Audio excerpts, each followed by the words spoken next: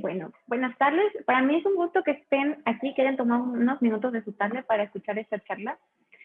La idea es mostrarles algunas herramientas que nosotros ya conocemos de matemáticas, bueno, que ustedes ya conocen de matemáticas y que les pueden ayudar como a estar, como decía Irma, estar seguros si esto es lo que quieren. La verdad es que si ya les gustan las matemáticas, ya es ganancia. Bueno, este taller se llama Sin miedo a riesgo, lo que las matemáticas me enseñaron a medir, y lo que vamos a ir haciendo es como un breve ejercicio de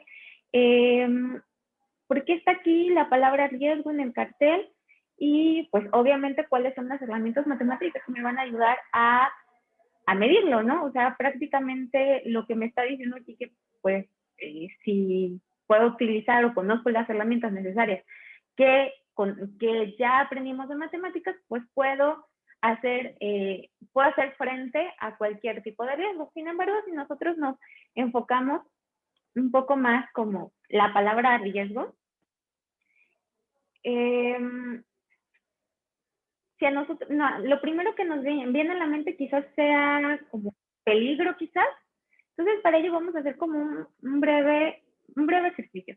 Esto simplemente es una lluvia de ideas, lo vamos a hacer en Menti, pueden escanear el código QR y simplemente yo les voy a ir diciendo lo que voy viendo de sus respuestas, no les voy a mostrar como todas las respuestas, simplemente quiero que entren al Menti, pueden entrar directamente desde la liga que aparece ahí o simplemente con el código QR si están pueden entrar con su celular, lo único que les va a aparecer van a ser 2 preguntas. Ahora solamente nos vamos a enfocar en estas 2 preguntas, ¿ok? Bueno, a ver, déjenme actualizarlo para ver si ya tenemos algunas preguntas aquí. Ok, la primera pregunta que tenemos en el Menti es, ¿para ti qué es el riesgo? Seguimos viendo Seguimos viendo el código QR. Solamente lo que quiero es generar esta lluvia de ideas a través de esta pregunta. ¿Ok? Si ya pudieron entrar, pueden comentar también, incluso pueden comentarlo aquí directamente. ¿Ok? Ya estoy viendo algunas respuestas, perdón. Bueno, y de hecho, como la más frecuente entre las respuestas es peligro. Y es bien común cómo nosotros asociamos simplemente el riesgo con peligro, pero podríamos pensar que el peligro simplemente es un peligro físico, quizás, de que, no sé, nos podemos caer qué tan empinadas están las escaleras para que nos podamos caer o resbalar, o qué tan peligroso es caminar a ciertas horas por una ciudad en una zona en la que sabemos que es muy altamente peligrosa, ¿no? En la noche solos y con poca iluminación, quizás a eso estaríamos como enfocada la palabra riesgo. La verdad es que la palabra riesgo todavía, como simplemente ajustándolo a esta simple palabra, como que queda un poco corta. Y bueno, regresemos a la presentación. Sí, fíjense, estoy viendo más respuestas. Otra de las respuestas que tenemos es miedo, tenemos temor, pero vamos a enfocarnos un poco a esto. Bueno, ya vimos que pueden ser como estos ejemplos en los que pueden ser daños físicos, de seguridad, pero quizás puede ir un poco más allá y por ahí acabo de ver una palabra bien importante que dice incertidumbre. Pareciera una especie de sinónimo, ¿no? Error también por ahí está presente. Entonces, podríamos incluso hacer como, vamos a imaginarnos que nosotros somos parte de la Real Academia Española, perdón, y que vamos a hacer la definición del riesgo a partir de estas preguntas, a través de estas respuestas. Sin embargo, como dejar el riesgo simplemente con peligro, pues se quedaría un poco corto, ¿no? Y es que la verdad es que el riesgo tiene que ver un poco más con situaciones, o sea, sí tiene que ver con situaciones de peligro, pero situaciones de peligro donde se involucran diferentes índices. Pueden ser estos sociales, políticos, económicos, incluso hasta biológicos, ¿no? Ahora nos queda bien presente en el caso de la pandemia todo el riesgo que ocasionó este virus, las consecuencias económicas, sociales y culturales que ahora estamos viviendo. Y bueno, esta es la definición tal cual de riesgo de la Real Academia Española. La primera aparece que es contingencia o aproximación de un daño. Y aquí fíjense que ya habla un poco más en general, ¿no? De un daño. No especifica si el daño puede ser físico, si puede ser de seguridad, no simplemente lo deja ahí, corto daño. Ya ahí utiliza tu imaginación para ver qué tipo de daño puede ser, ¿no?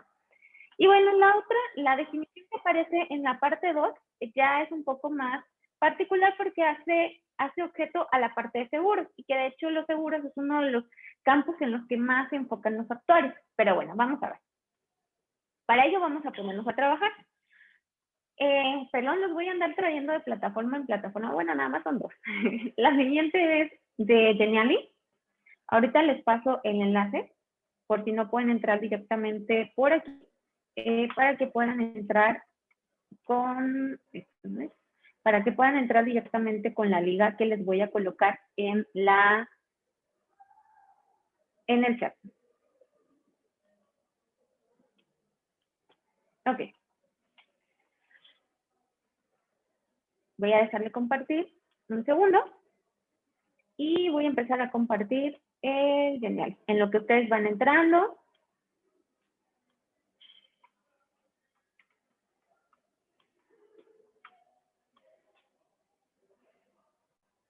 Listo, ahí va. Ok. Quiero que pongan mucha atención en este ejercicio. Aquí cada quien va a tener como diferentes características para este ejercicio.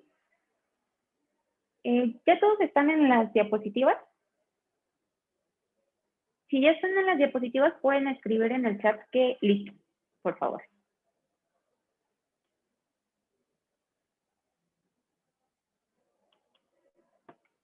Ok, gracias. Ok, gracias. Les vuelvo a poner para los que acaban de entrar y que no vieron el enlace o el código QR.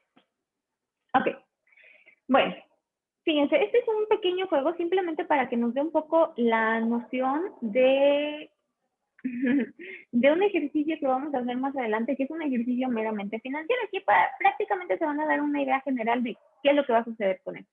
Le vamos a dar clic en comenzar. Y como les decía, aquí en este apartado es prácticamente todos van a jugar bajo las características que se van a manejar ahora. Bien, para movernos, esta es la situación. Tenemos aquí del lado superior derecho dos dados. Simplemente con que le den clic en la banderita van a aparecer estos dos dados. Y cada vez que nosotros le demos clic ahí sería como ir a tirar los dados. Nosotros nos vamos a ir moviendo en esta especie como de árbol, donde el punto inicial es justo este hexágono verde, donde aparece como tipo como moneda A, con el logo de la náhuatl. Y nos vamos a ir moviendo, solamente hay dos caminos, ¿no? O tomamos el camino rojo o tomamos el camino azul. Vamos a poner las reglas. Nos vamos a mover al camino azul si al tirar los dados, el resultado, la suma de los puntitos, el resultado es par. Y nos vamos a mover hacia el rojo si los resultados de estos dados es impar. ¿Ok? Bueno, ahora, otra de las cosas importantes es que el valor de esta moneda, de la A, es de 100 pesos. Vamos a ver, a través de estos dos movimientos que vamos a ir realizando a través de simplemente tirar dos dados, nuestra moneda va a ir ganando valor o va a ir perdiendo valor.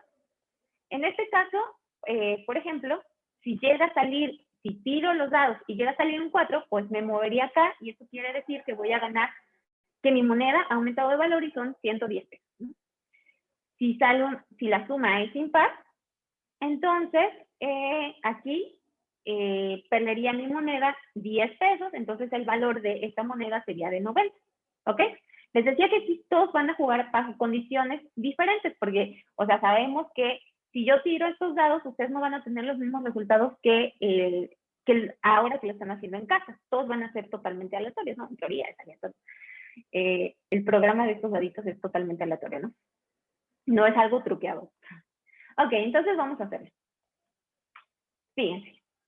Tiro los dados, solamente tienen que darle clic aquí en donde aparecen los dados y me salió 7, que quiere decir que mi moneda acaba de perder valor, 10 pesos. A ustedes cuando le dieron clic, probablemente la suma no les dio impar, les dio par, y entonces a ustedes les fue bien y su moneda aumentó. Ahora la vamos a ir moviendo. Y así, en cada nivel vamos a ir moviendo nuestra moneda para ver cuáles son los resultados que obtenemos. Ok. Primera parte.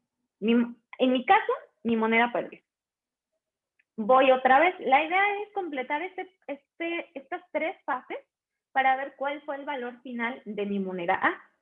Entonces, en este caso, vuelvo a tirar el dado. Les decía que todos vamos a tener resultados totalmente diferentes, ¿no? Porque estamos jugando con 2 dados y quizás los resultados que ustedes tengan en casa sean totalmente diferentes a los míos. Le voy a volver a dar clic y ahora obtengo un 9. Otra vez, el resultado es impar, mi moneda vuelve a perder 10 pesos. Entonces, me voy hacia la parte roja. Probablemente ustedes, algunos de ustedes quizás han tenido mejor suerte que yo y les ha tocado que la suma de los puntitos sea par. Entonces, en ese caso, pues todo el camino habrá sido como azul, ¿no? Ok. Siguiente parte. Ahora ya vamos a la parte final para ver cuál es el valor final de mi moneda, al menos en estos 3 periodos. Vuelvo a darle clic aquí y ahora obtuve un 9.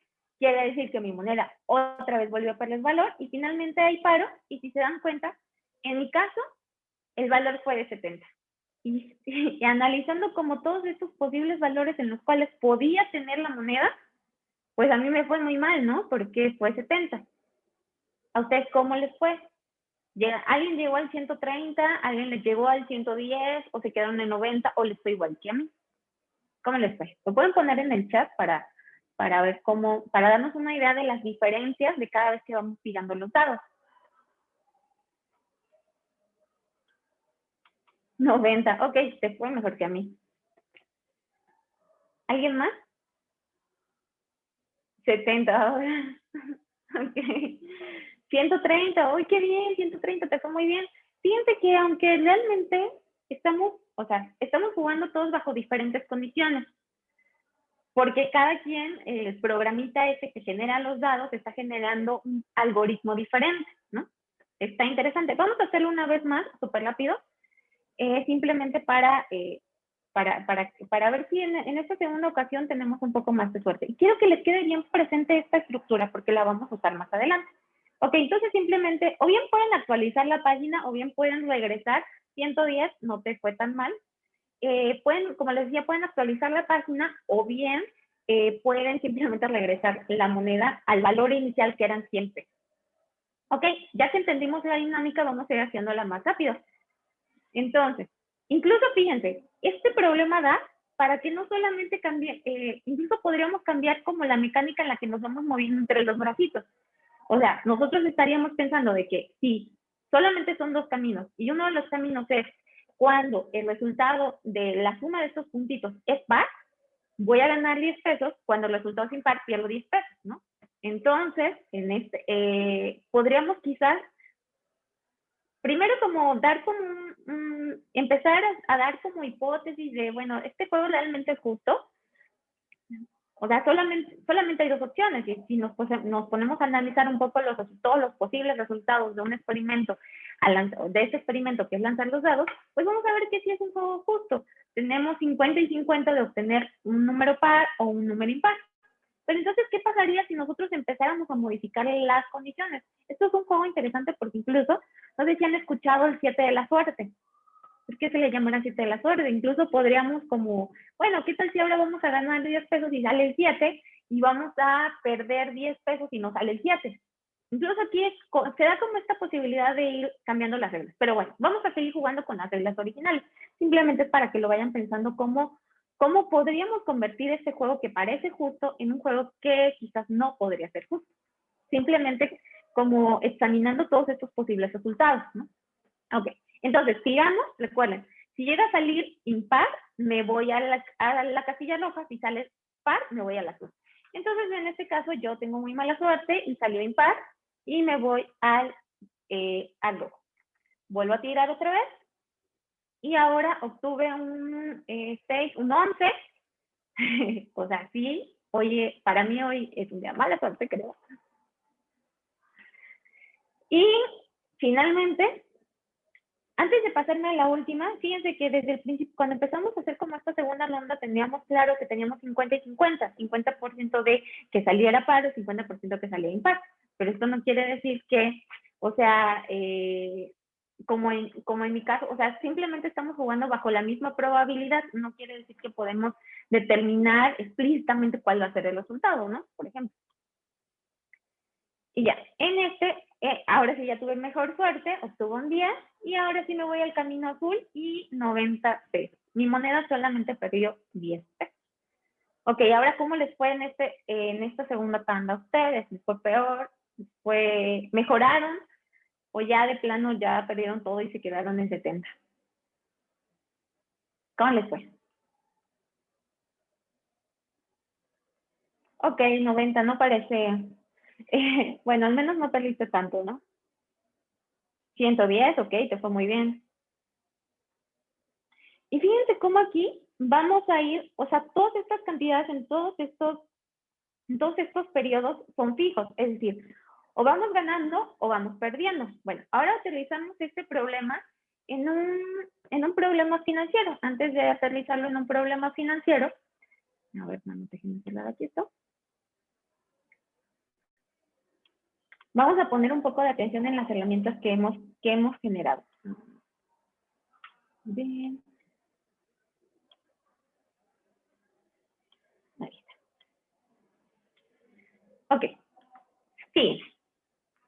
Hace rato era muy complicado determinar cuáles iban a ser como el resultado inmediato. O sea, tirábamos los dados y, o sea, sí sabíamos que iba a ser 50 y 50, si salía par o salía impar. Pero realmente iban a ser como mucho, o sea, si nosotros nos ponemos a hacer como un diagrama para poder determinar cuáles son aquellos resultados en los cuales la suma de los puntitos es par y la suma de los resultados es impar, pues esto prácticamente lo que nos diría es que al tirar los dados, estos dados pueden tomar todos estos valores. Y si ya nosotros nos centramos y nos ponemos a hacer las cuentitas, bueno, más que las cuentitas, hacer un diagrama, notaríamos que en total vamos a tener, primero, 36, o sea, vamos a tener 36 resultados posibles al tirar los dados. Y de esos 36 resultados posibles, hay que analizar aquellos en los cuales la suma sea par y la suma sea impar. Esto, la manera en la que se determina es más sencillo entendiéndolo con un dado. Es decir, cuando nosotros lanzamos un dado, sabemos que los posibles valores que podemos obtener, cuando nosotros lo lanzamos, sabemos que los posibles valores que podemos obtener es 1, 2, 3, 4, 5 y 6. Pero no, o sea, lo que sí no va a pasar es que cada vez que tire el dado va a salir 5, 5, 5, 5. Eso estaría diciendo que el dado está truqueado, ¿no? Para empezar. Sino simplemente que esos son los posibles valores que puede tomar este experimento, lanzar de dados, pues tomar 1, 2, 3, 4 y 5, 6. Y esto es una de las características bien importantes de las variables que ya conocemos incluso desde la secundaria. Cuando nosotros empezábamos a ver, por ejemplo, cómo resolver una ecuación, de estas ecuaciones de x más 6 es igual a 0. ¿Qué le hacíamos para resolver esta ecuación x más 6 igual a 0? Pues lo único que hacíamos era, bueno, tienes que despejar la x, despejábamos la x, pasábamos el 6 prácticamente, si estaba sumando a pasarlo estando del otro lado, y teníamos que x iba a tomar el valor de menos 6. X, le decimos que es una variable, x igual a menos 6, es una variable determinista. ¿Por qué? Porque ese es el único valor que va a tomar. Incluso cuando nosotros queremos resolver una ecuación cuadrática, por ejemplo, una ecuación del tipo x cuadrada más 2x más 1 es igual a 0, ya sabemos que tenemos diferentes métodos para poderlo resolver. Sin embargo, esta ecuación cuadrática, la solución de esta ecuación va a ser menos 1. Siempre va a ser menos 1. No es como en el caso de los dados en el que puede tomar distintos valores y estos valores va a determinar de la dinámica del entorno en el que estemos trabajando. En este caso, pues de los dados, ¿no? Entonces quiero que se queden como bien presente esto, porque realmente, si nosotros nos ponemos a pensar un momento, pues vivimos en un mundo totalmente aleatorio, en el que no podemos determinar así como muy, siendo como muy precisos, por ejemplo, en el estado del tiempo, que, bueno, vemos en el clima y dice, en el estado de tiempo, perdón, y dice, va a llover con un 30% de posibilidad. O sea, simplemente dice que puede llover con una probabilidad muy baja del 50%, pero no quiere decir que pues va a llover está asegurando que va a llover, ¿no? Incluso, o sea, tampoco sería como posible, incluso si nosotros, fíjense, y ese ejercicio es bien interesante. Si nosotros vamos a ir checando continuamente el estado del tiempo durante el día, vemos cómo las probabilidades van cambiando. En el caso de las lluvias, por ejemplo, ahorita se me ocurrió el ejemplo de las lluvias porque aquí se ve nublado. ¿Cómo, por ejemplo, desde la mañana vemos que dice que va a llover con una probabilidad de lluvia a la 1 de la tarde del 40%. Y conforme nos vamos acercando a la 1, quizás esta probabilidad se vaya haciendo más chiquita o se vaya haciendo más grande. Entonces, prácticamente vivimos en un mundo aleatorio y si viviéramos en un mundo determinista, la verdad sería muy aburrido, ¿no? Todo estaría predestinado, ya sabríamos qué es lo que va a pasar.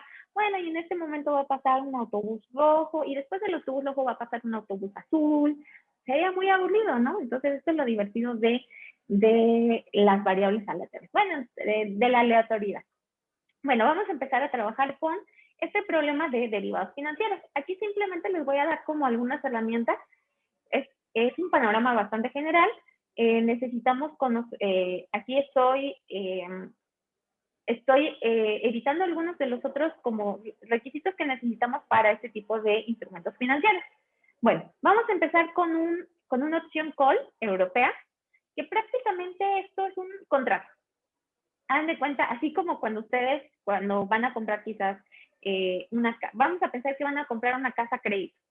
Para comprar la casa a crédito, pues es necesario hacer un contrato de tal forma que las dos partes, el vendedor y el que va a comprar, pues se comprometa, quizás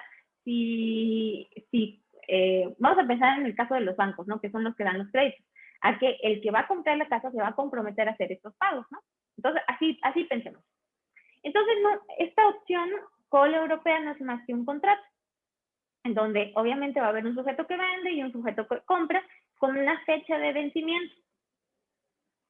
Bueno, aquí obviamente hay otros cargos que se pueden considerar en este tipo de productos financieros.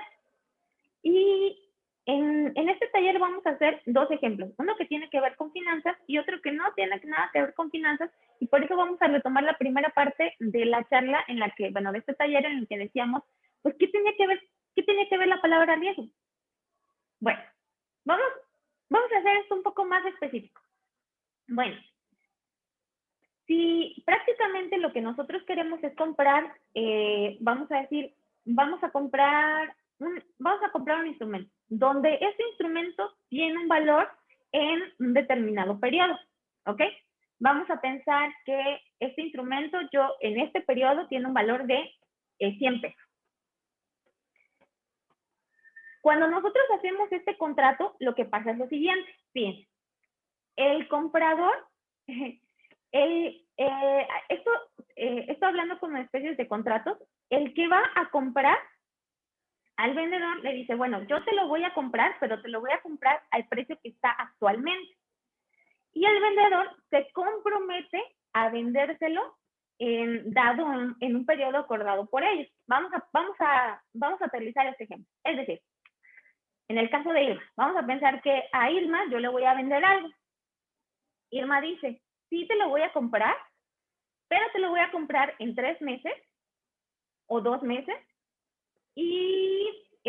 pero yo quiero que me lo sigas vendiendo al precio actual, al de 90 pesos. Entonces, esto puede ser un poco peligroso quizás, ¿no? Porque nosotros sabemos que los precios, vamos a pensar en un precio de un automóvil, por ejemplo, y más ahora, que algunos artículos de los automóviles están justo, bueno, hay piezas que no son suficientes para como garantizar el stock en las tiendas de automóviles. Se me fue el nombre. Bueno, entonces, el coche que, por ejemplo, yo me compré hace un año, ya el modelo actual obviamente no va a costar igual, ya va a costar un precio diferente. Incluso si nosotros compramos un coche el año pasado, pues su valor, obviamente por el uso, va perdiendo valor. En este caso pasarían las dos cosas. O bien puede perder valor nuestro instrumento, o bien puede ganar valor. Entonces está interesante cómo podemos ¿Cómo podemos jugar con eso? Como les decía, aterricémoslo un poco más. Entonces, yo le estoy vendiendo a Ilma este instrumento, donde nos vamos a comprometer, donde nos vamos a comprometer a venderlo en un determinado periodo. Sin embargo, nosotros sabemos lo siguiente. Nosotros sabemos que la probabilidad de que suba de precio ocurre con una probabilidad P, y la probabilidad de que baje de precio ocurre con una probabilidad 1 menos P. Esto, si ya nos ponemos como en términos probabilísticos, en términos de teoría, esto es una variable aleatoria de Bernoulli, porque solamente tiene dos resultados, donde si sumamos las probabilidades, la probabilidad va a ser 1. Pero bueno, vamos a ponerlo como más aterrizado. Les decía, el precio de hoy es de 100 pesos. Lo vamos a convenir, y todavía, fíjense, estamos llegando a un convenio, o sea, si bien mi instrumento, lo que le voy a vender actualmente hoy, vale 100 pesos, yo voy a decir, bueno, sí te lo voy a comprar en 3 meses, pero a este precio, 90 pesos. Y la verdad es que de ambos lados nos estamos arriesgando, ¿no? Porque puede que suba el precio y que a la persona que le toca vender, pues en lugar de tener ganancias, va a tener pérdidas, o en el caso de que yo que voy a comprar esto, pues me vaya bien porque el precio subió, ¿no? Entonces el valor se ha incrementado. Bueno, entonces, vamos a asignarles probabilidades a cada uno de estos eventos. Vamos a decir que esto va a subir con una probabilidad de que el valor de este objeto va a subir 1.5 con una probabilidad del 60% y va a bajar con una probabilidad del 40%. Ok, esto siempre se espera al cierre de cada mes. Como nuestro convenio es comprarlo después de 3 meses, pues prácticamente lo que quisiéramos es ver cuál sería nuestro panorama, ¿no? Primero, ¿cuándo podríamos ejercer nuestro derecho a comprar? Porque una de las cosas bien importantes en estos calls europeos es que, o sea, sí estamos haciendo un contrato en el que yo le voy a vender o le voy a comprar este instrumento en 3 meses, pero no es obligatorio. O sea, puedo comprarlo si yo quiero. Simplemente es un derecho. Entonces está como interesante cómo se van manejando estas situaciones. Después, una pregunta natural es, bueno, si estamos conveniendo que en 3 meses quizás pueda ejercer este derecho a comprar o quizás no, pues me gustaría saber, dada la información que tengo de este objeto, cuál va a ser su valor aproximado. Y vamos a poner como un escenario como muy fortuito.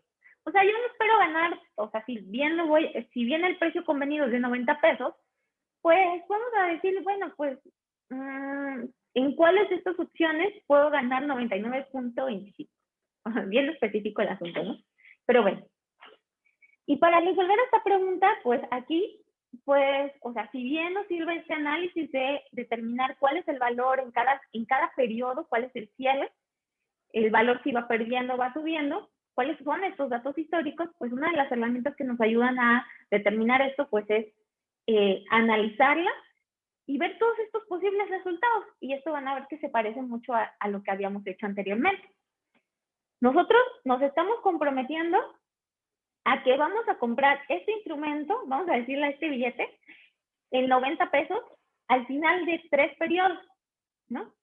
Donde el precio actual de este billete es de 100 pesos. Entonces, dadas las características de esta cola europea, pues puede ocurrir que baje de precio con una probabilidad del 40% o que suba de precio con una probabilidad del 60%. Entonces, dadas las características, si recuerdan, bajaba 0.95 y subía 1.5. Entonces, con estas características, puede bajar y baja 95. O puede subir y sube a 105. Ese sería como el escenario ideal, ¿no? Que todo me va bien y así, ¿no? Bueno, desde que yo he ajustado el contrato que estamos aquí, este es el primer mes. Recuerden que yo me estoy comprometiendo a ejercer mi derecho en el tercer mes. Entonces, si nosotros seguimos como esta misma estructura, eso se va a parecer mucho a lo que estábamos haciendo arriba, ¿no? Fíjense. Y esto es simplemente cómo determinar las probabilidades, dado que el precio anterior no va a depender del precio actual, del cierre actual. Entonces, aquí se van modificando algunas probabilidades, simplemente, utilizando, utilizando algunos elementos de probabilidad para determinar esto, con qué probabilidad va a subir, con qué probabilidad va a bajar.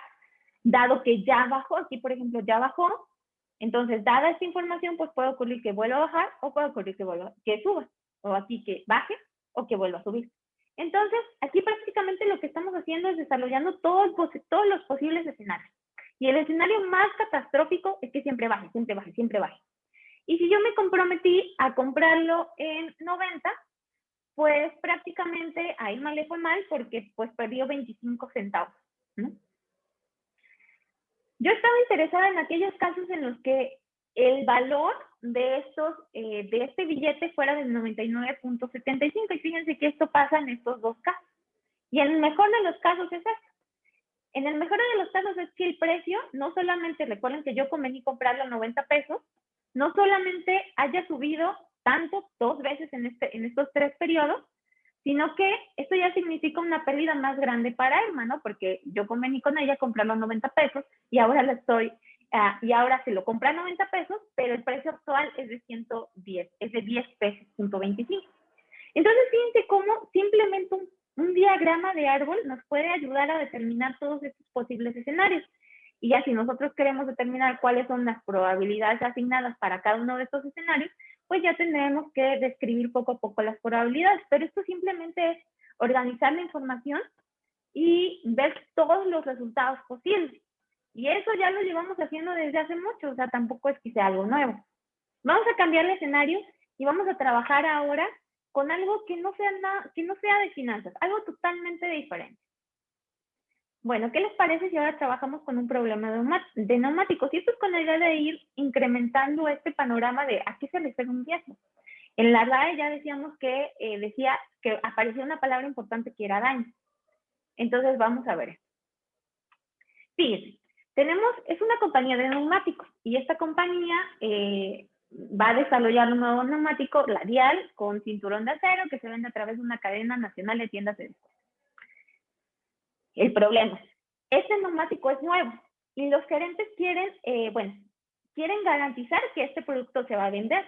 Entonces, para ello, ellos creen que la garantía de millaje, o sea, todos los kilómetros que nosotros podemos utilizar estas llantas, va a ser un factor importante para la aceptación del público, de los consumidores. Entonces, fíjense cómo hemos cambiado de escenario como tan repentino, ¿no? Estábamos hablando con algo de finanzas y ahora estamos trabajando en una empresa de neumáticos, donde el problema principal es que queremos saber la aceptación de este producto al público. Ahora, quiero que ustedes se pongan en el papel de estos gerentes. O sea, si bien vamos a pensar en una compañía que ya tiene una historia muy buena con respecto a sus consumidores y tiene una muy buena aceptación con ellos, ¿no? Entonces, quizás lanzar este nuevo producto sin haber establecido quizás algunas características, no sé qué es lo que necesitaremos para poder determinar que sí, efectivamente lo van a aceptar sin ningún problema. Y bueno, aquí una de las opciones que nos dan, bueno, los gerentes que ya tienen quizás mucha experiencia en este tipo de problemas, saben que el millaje, ahí es donde uno tiene que poner como hincapié. También una de las cosas que nos podemos preguntar es que dado que el producto es nuevo, pues, ¿qué tan bueno es, no? Y más que qué tan bueno es, bueno, estas son algunas de las preguntas. Primero, ¿qué vamos a hacer? ¿Cómo podemos determinar el millaje? Como todo, más o menos, prácticamente lo que estaríamos diciendo, o sea, la calidad de estas llantas, ¿no? Y bueno, si ya los gerentes nos han dicho que el nivel de aceptación está basado en conocer cuáles van a ser las millas de las millas, pues vamos a centrarnos ahí y vamos a ver cómo lo podemos medir. Y la pregunta final, pues, ¿cómo podemos determinar la garantía del neumático? ¿Ustedes qué harían? Ustedes si estuvieran en el papel de las personas que están justo por determinar cuál va a ser el proceso para poder garantizar que el producto va a estar aceptado, ¿ustedes qué harían? ¿Qué se les ocurre que pueden hacer? Cualquier cosa, lo que se les ocurra. Pueden ponerlo en el chat. ¿Qué se les ocurre? Imaginen, es un producto nuevo. A ver, les voy a poner un ejemplo. Como un ejemplo de, vamos a pensar en una nueva empresa aquí, por ejemplo, aquí en la ciudad, una empresa de donas, es nueva en la ciudad, pero en otras ciudades ya tiene gran historia, gran aceptación con el público. Y entonces, bueno, de hecho voy a poner como el ejemplo de una famosa tienda de donas que aquí en la ciudad de Jalapa no hay, y que siempre en su primer día lo que hace es regalar muchas donas. ¿Por qué creen que lo hagan?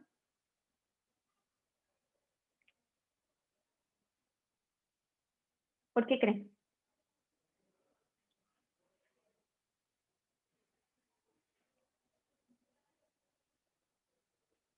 ¿Ok? Pues puede ser para que la gente que quizás, para la gente exactamente, para que la gente que no los conozca los puede probar, pruebas de mercado, para que la gente conozca su producto sin tener que comprar todavía, ¿no? Entonces, si ya te dan la prueba y te encantaron, pues seguramente vas a regresar, ¿no?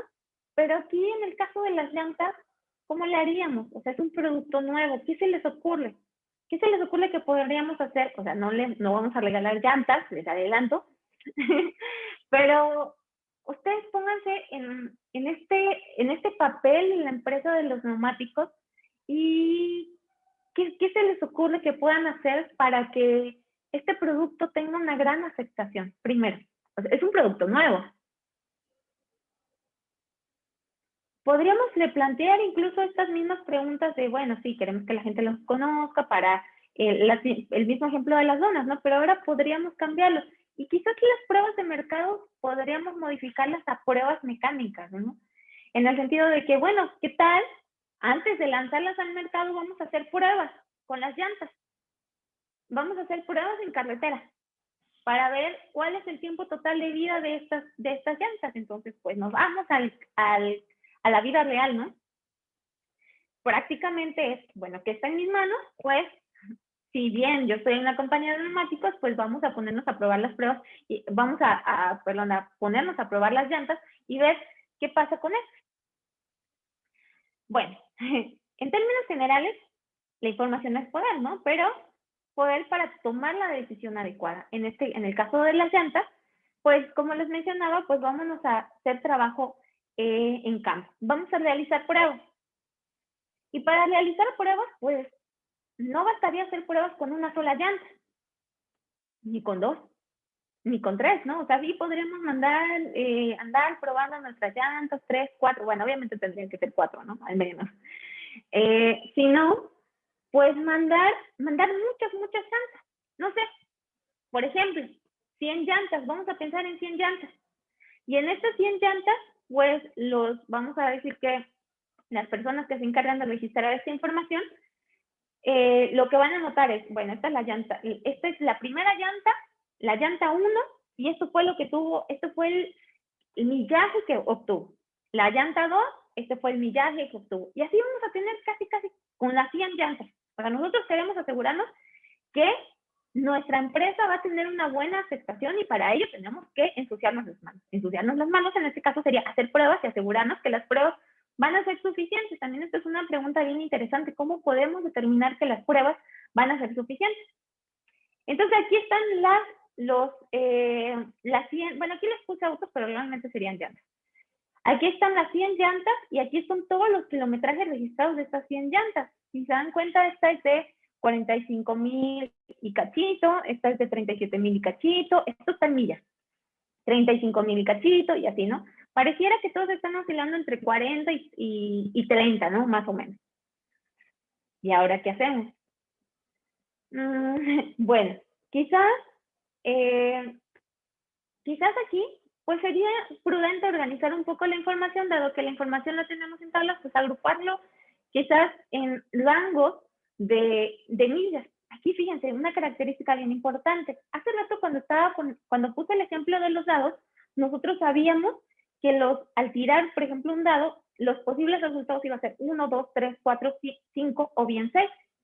Sin embargo, aquí en las millas no podemos decir que va a ser 40,000, el otro va a ser 41, el otro 42, sino que va a tomar un intervalo de millas. Donde aquí, por ejemplo, la milla más pequeña es la de 40,000 y de ahí la milla más alta, no es cierto, es de 26,000. Esta, por ejemplo, esto obviamente es una llanta defectuosa, puede ser, ¿no? Y el millaje, perdón, más alto llega por ahí de los 45. Entonces, o sea, a ciencia cierta no podemos decir, bueno, estos son los números, como decir, como si fuera un valor exactito, ¿no? Este va a ser el valor exacto que va a vivir la llanta. No, simplemente aquí cambian las cosas a comparación de los dados, ¿no? En el que simplemente podríamos determinar el valor de los dados a partir de si va a salir 1, 2, 3, 4, 5 y 6. Y en este caso, pues no, simplemente sabemos que va a ser prácticamente todo, en todo un intervalo de valor. Y esto es bien interesante hacer como estas dos diferencias, porque incluso ya después empezamos a clasificar. Pero bueno, entonces nosotros empezamos a organizar la información a través de un histograma. Estos histogramas que nos enseñaron en probabilidad y estadística 1 de cuarto, no, es que quinto semestre. Y si se dan cuenta, bueno, ok, ya analicé la información, la puse en grupito y ahora qué, ¿no? Si bien les decía que este tipo de datos tomaba valores en un intervalo, si se dan cuenta, estos valores se parecen a una campanita. Esto quiere decir que el tiempo de vida de estas llantas toma una variable aleatoria, una distribución normal, donde pues la media prácticamente va a ser, tómate tus 100 llantas y obtén el promedio. Ya sabemos cómo obtener promedios, ¿no? Simplemente sumar todos y dividirlos entre 100 y con eso obtenemos la media. Y la desviación estándar simplemente sería determinarla por medio de una fórmula ya un poco más explícita y bueno, este sería el resultado. Entonces tenemos la media y la desviación estándar y dado esta exploración de datos en el cual vimos que acomodando todos estos datos y dado que la variable va a tomar en un intervalo, pues vemos que estos datos se aproximan mucho a una distribución normal. Ok. Bueno, ahora sí, centrémonos en nuestras inquietudes y en los problemas de nuestra empresa. Nosotros queremos saber cuál es el porcentaje de las llantas que se espere que dure más de 40 millas. Por otro lado, nosotros queremos saber cuál es el millaje en el cual la compañía se puede comprometer a, bueno, si tu llanta no supera este millaje, te devolvemos tu dinero. O te damos otras llantas, ¿no? O te damos llantas por un año, por ejemplo. Aquí sería también cuestión como de valorar cuáles son estos casos, cuáles son las herramientas que voy a dar. Ok. Entonces, la pregunta es, bueno, si ya con esta exploración de datos vi que aquí voy a tener una campanita, una normal, ¿cómo voy a determinar la probabilidad de una gráfica? Y prácticamente esto viene dado por, fíjense, les voy a enseñar cómo podemos cambiar estas herramientas que nosotros habíamos aprendido incluso desde la secundaria. Son herramientas muy simples para poderlo transformar ahora en el caso de funciones, para poder encontrar cuál sería el área asociada a ella. Entonces, para ello pensemos en este ejemplo. Fíjense, nosotros tenemos este arco, vamos a pensar que el arco, el radio es de 5 centímetros, de aquí a acá son 5, y esto quiere decir que el diámetro va a ser de 10 centímetros. El círculo más chiquito tiene un diámetro de 1 centímetro. Si nosotros quisiéramos determinar cuál es la probabilidad de que nosotros al lanzar el dardo caiga en la mitad, pues simplemente tendríamos que calcular cuál es la región, comparar la región en la cual nosotros queremos que caiga entre toda la región. Y esto es prácticamente probabilidad clásica, es datos favorables entre el total de resultados posibles de un dato. Entonces aquí simplemente sería, bueno, pues para saber cuál es la oportunidad de que al lanzar este dardo caiga exactamente en la mitad, pues simplemente calculo el área de esta región y la voy a ponderar entre el área más grandota, ¿no? Esa sería como mi posibilidad de que caiga. Ya si nosotros nos queremos poner más espléndidos, digo, bueno, no soy tan buena, no tengo buen tino, entonces yo quiero saber cuál es la probabilidad de que caiga aquí. Aquí vamos a pensar que el diámetro es de 2. Entonces aquí tendríamos que sacar el área y ponderarla con todo esto. Ok. ¿Cómo transformamos esto en el problema que estábamos trabajando? Si bien les había dicho que esto va a ser una distribución normal, prácticamente lo que vamos a tener va a ser una función en forma de campanita, pues lo que nosotros queremos determinar es que en donde el eje de las X va a ser las millas asociadas a estas llantas, Pues nosotros queremos determinar cuántas de estas llantas van a estar más de 40 millas. Y el escenario sería algo así. Fíjense, aquí está la normal, la campanita que nosotros habíamos visto en las pruebas que hicimos. Ya habíamos determinado que la media iba a ser 36.500 y la desviación estándar iban a ser 5.000. Y prácticamente lo que nosotros queremos determinar es esta área. Y para determinar el área, pues prácticamente tenemos que encontrar el área bajo esta curvita. Y el área bajo esta curva se refiere pues simplemente a resolver una integral. Eso es lo que hacemos, ¿no? Cuando estamos integrando, realmente lo que hacemos es por medio de aproximaciones encontrar cuál es el área. Aquí, este es el eje X, este es el eje Y, y queremos encontrar cuál es el área asociada. Entonces, prácticamente este tema de probabilidad se refiere simplemente a resolver una integral. Entonces, tomando en cuenta eso, pues que lo único que necesito es integrar esta función de tal forma que el intervalo de integración, los límites de integración sea desde el límite más pequeño, sea de 40.000 y hasta acá, ¿no? Y la probabilidad asociada va a ser de 24.2%. Esta va a ser la probabilidad de que una llanta dure más de los 40.000 millas. Pero, bueno, esto simplemente nos estaría diciendo que, o sea, sí, nuestro producto es bueno, pero eso no era lo que queríamos. Lo que nosotros queremos determinar es conocer cuáles son las millas asociadas de tal forma que la probabilidad asociada a esta sea del 10%. Ahora el problema es al revés. Lo que nosotros queremos determinar es este valor, dado que esto es 10%. Y esto va a ser exactamente lo mismo, va a ser simplemente una integral. O más que una integral, incluso podemos hacerlo como por medio de aproximaciones con sumitas, como calculando rectangulitos aquí y viendo cómo estos rectangulitos se van aproximando. Entonces, prácticamente, ¿cuál debe ser el millaje? Si la compañía quiere no más del 10%, sean actos de garantía, pues se traduce en esto. Queremos determinar estas llantitas, ¿cuál es el kilometraje? ¿Cuál es el millaje?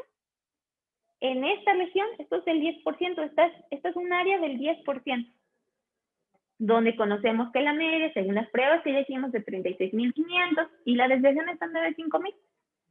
Entonces, con esto, pues ahora, yendo como a la parte, aquí sería como ir a la operación inversa, ¿no? Prácticamente. Entonces vamos a encontrar, bueno, prácticamente este es el planteamiento, a ver, aquí me voy porque no veo, donde queremos saber cuál va a ser el millaje asociado a este 10%, y ya si nosotros resolvemos este problema, vamos a encontrar que el millaje es de 30.100. Entonces, incluso podríamos hasta hacerlo, de tal forma que decir, bueno, si tus llantas nada más tienen un tiempo de vida de 30.000 millas, ven a la agencia, ven a la compañía, nosotros te devolvemos tu dinero.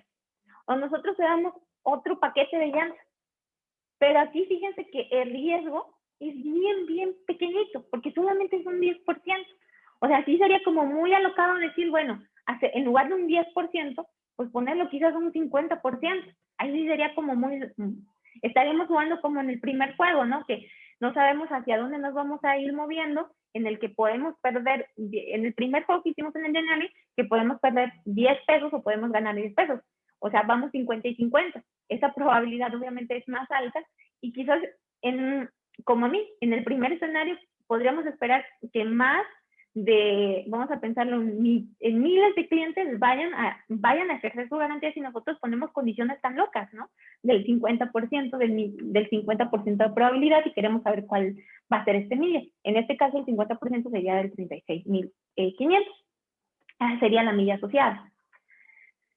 Entonces, fíjense cómo estos dos ejemplos nos dan características bien importantes en la gestión de riesgos. ¿Qué fue lo primero que hicimos en el primer problema y en este? Primero analizamos las cosas que nosotros teníamos a nuestro alcance y que podíamos manipular. Después, bueno, ya empezamos como a generar un plan de tal forma que pudiéramos evaluar y que las decisiones que fuéramos a tomar no fueran tan peligrosas. Y ya aquí la palabra peligro ya se va asociando como no solamente a un peligro de seguridad o quizás a un peligro de salud física, sino esto ya empieza a ser un poco más amplio, ¿no? Un problema de una empresa que va a lanzar un nuevo producto, un instrumento financiero que puede ir cambiando a lo largo del tiempo, y en fin. Y ya finalmente, la última parte es actuar. Bueno, ya tengo esta información, ya la he organizado y estos son los resultados. Nosotros nos podemos asegurar, en el caso de las llantas, que si la gente no tiene un tiempo, y si sus llantas no tienen un tiempo de vida 30,000 millas, pues le podemos regresar sin problema su dinero, porque esta cantidad de personas va a ser muy, muy pequeñita.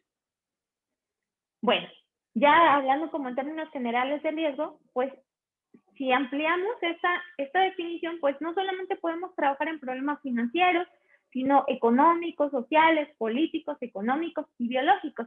Prácticamente un actuario puede trabajar en problemas que tengan presente la palabra riesgo. Y esto, la verdad, es que abre el panorama muy, muy, muy, muy grande a todo lo que puede hacer un actuario. Incluso ahora hay actuarios que están trabajando, por ejemplo, un ejemplo muy loco, que siempre lo cuento porque sí, eso además es súper loco, un actuario que está trabajando en olas. Son cuestiones de energía limpia y estas cosas, ¿no? Obviamente, área de las áreas como de oportunidad más fuertes en actuarias en el campo de seguros, en el campo de finanzas, pero eso no quiere decir que sean las únicas áreas de trabajo. Hay más, o sea, como vieron aquí, la palabra importante es riesgo, que puede ser de cualquier índole. Y bueno, les dejo aquí mi contacto. Si ustedes ya quieren saber como cosas bien específicas de la carrera, como plan de estudios, o quieren simplemente, o tienen otras inquietudes que quizás no haya resuelto en esta charla, con gusto me pueden mandar un mensaje, me pueden escribir al correo para que nos podamos agendar una.